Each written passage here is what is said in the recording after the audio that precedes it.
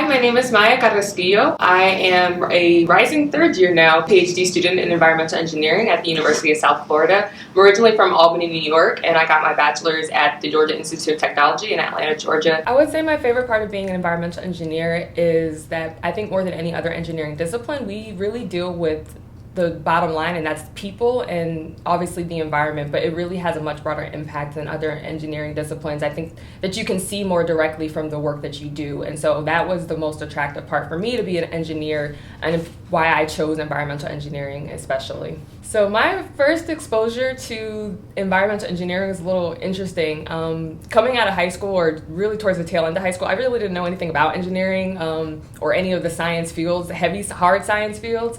I just had a lot of teachers who were encouraging me to be a scientist, to be an engineer. And so I remember having a teacher in particular who said, you should consider engineering. And so I did a Google search and found a bunch of different engineering disciplines, saw environmental engineering and read the description about just what the different applications are. And really, I think the piece that attracted me most to it is the fact that in our discipline, you do have a chance to directly apply your work to helping people. And so from that Google search, it was just kind of a trigger. Something sparked in me, and I said, this is it. This is what I want to pursue with my life. I think the one piece of advice I would give to someone interested in environmental engineering would be, there's a lot of science involved, but it's applied in different ways in which you've probably been introduced to in your introductory classes. So I wouldn't let that deter you.